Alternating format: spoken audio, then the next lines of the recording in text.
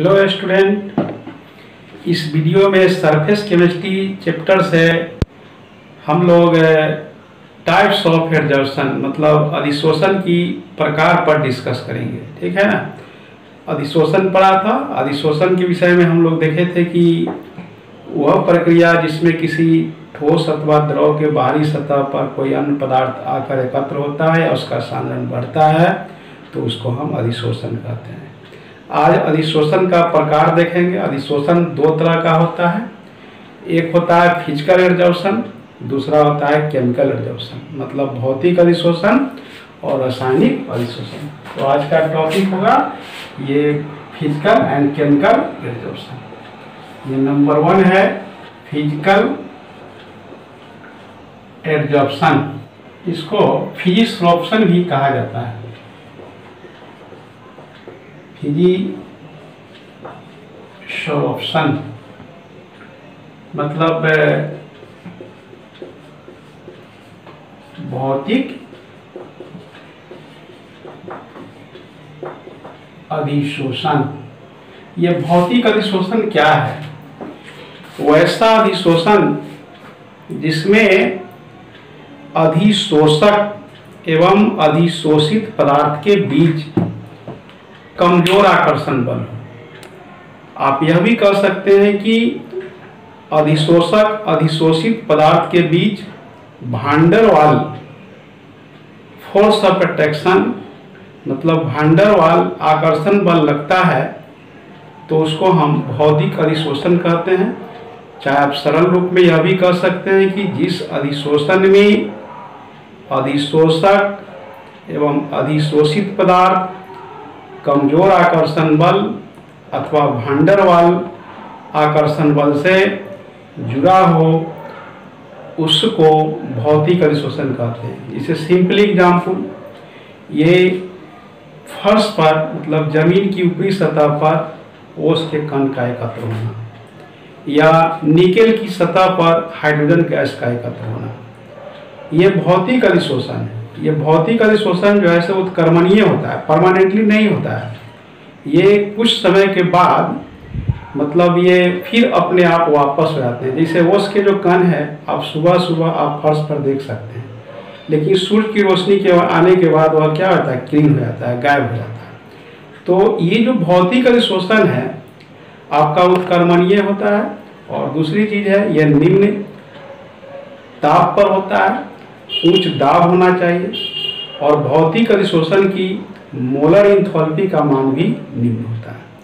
ठीक है ना। तो ये भौतिक अधिशोषण मतलब वैसा अधिशोषण जिसमें अधिशोषक अधिशोषित पदार्थ के बीच कमजोर आकर्षण बल हो या भान डर वाल आकर्षण बल हो, तो उसको हम भौतिक अधिशोषण कहते हैं। यह उत्क्रमणीय होता है। ठीक है ना। और इसके बाद हम लोग एक नेक्स्ट इसका टाइप्स है केमिकल एडजॉर्प्शन। केमिकल एडजॉर्प्शन, इसको केमिसोर्प्शन कहा जाता है। मीन्स रासायनिक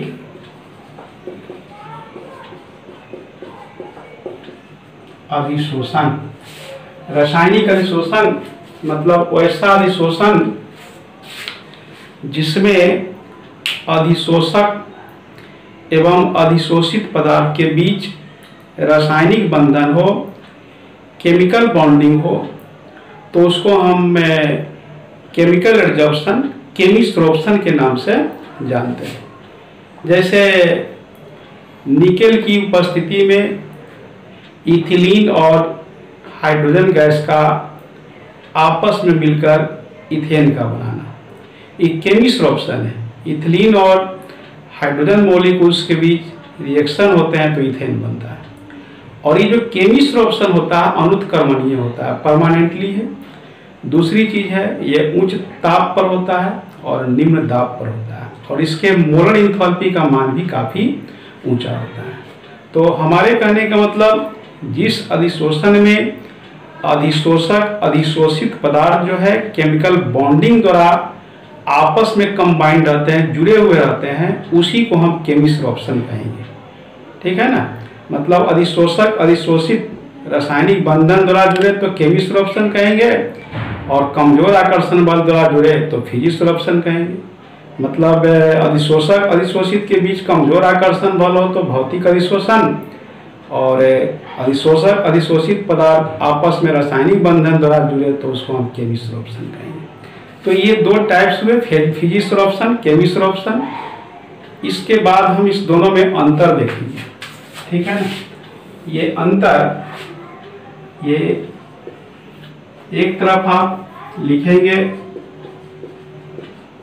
भौतिक अधिशोषण और दूसरे तरफ लिखेंगे रासायनिक अधिशोषण। उसका एक एक करके पॉइंट देंगे। ये भौतिक अधिशोषण में आप कहेंगे ये भौतिक अधिशोषण जो है उत्कर्मणीय होता है और रासायनिक अधिशोषण अनुत्कर्मणीय होता है। भौतिक अधिशोषण जो है निम्न ताप पर होता है, जबकि रासायनिक अधिशोषण जो है उच्च ताप पर होता है। ठीक, उसका लो टेम्परेचर पर, ये हाई टेम्परेचर पर, ये रिवर्सेबल, ये इरिवर्सेबल, मतलब उत्कर्मणीय, अनुत्कर्मणीय, निम्न ताप पर, उच्च ताप पर। थर्ड लिखेंगे ये दाब को बढ़ाने से भौतिक अधिशोषण बढ़ता है, मतलब प्रेशर बढ़ता है तो भौतिक अधिशोषण जो है इंक्रीज कर जाता है, लेकिन ये प्रेशर को बढ़ाने से रासायनिक अधिशोषण कम हो जाता है। मतलब ठीक उसका उल्टा है, ये उत्कर्मणीय, अनुत्कर्मणीय, निम्न ताप पर, उच्च ताप पर, प्रेशर बढ़ने पर बढ़ता है जबकि प्रेशर बढ़ने पर घटता है। और चौथा पॉइंट, भौतिक अधिशोषण का मोलर इंथैल्पी निम्न होता है, जबकि रासायनिक अधिशोषण का मोलर इंथैल्पी जो है उच्च होता है। ठीक है, और पांचवा पॉइंट है आपका, ये भौतिक अधिशोषण बहुआण्विक होता है, मतलब मल्टीमोलिकुलर है, जबकि रासायनिक अधिशोषण जो है एक आणविक होता है। तो ये कम से कम जो है ऐसे 5 पॉइंट में से 3-4 पॉइंट निश्चित रूप से लिखेंगे। अगर ये क्वेश्चन 2 नंबर का हो कि फिजिसरॉप्शन केमिसरॉप्शन में क्या अंतर है, तो 5 पॉइंट 4 पॉइंट नहीं लिखकर कम से कम 2 पॉइंट लिखेंगे। तो इस तरह से हम लोग फिजिसरॉप्शन केमिसरॉप्शन का डिफिनीशन, एग्जाम्पल, और उसमें दोनों में हम लोग अंतर देखें। अब इसको हम लोग एक एक करके एक्सप्लेन कर लेंगे, डिफाइन कर लेंगे, और हम लोग इनका डिफिनीशन देखेंगे। सबसे पहले हम लोग फिजिसरॉप्शन मतलब फिजिकल एब्जॉर्प्शन का देखेंगे, जिसको हिंदी में हम भौतिक अधिशोषण कहते हैं। लिखेंगे वैसा अधिशोषण जिसमें अधिशोषक एवं अधिशोषित पदार्थ के बीच कमजोर आकर्षण बल हो, उसको भौतिक अधिशोषण कहा जाता है। यह उत्कर्मणीय होता है। एग्जाम्पल, Na की सतह पर H2 का एकत्र होना, यह भौतिक अधिशोषण है। अब लिखेंगे केमिकल एब्जॉर्प्शन, केमिसरॉप्शन, रासायनिक अधिशोषण। वैसा अधिशोषण जिसमें अधिशोषक एवं अधिशोषित पदार्थ के बीच रासायनिक बंधन हो, उसको रासायनिक अधिशोषण कहा जाता है। जैसे Na की उपस्थिति में इथिलीन हाइड्रोजन के साथ संयोग करके इथेन का निर्माण करता है।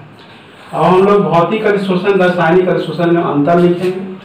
पहला पॉइंट लिखिएगा, यह उत्कर्मणीय होता है। दूसरा, यह अनुत्कर्मणीय होता है।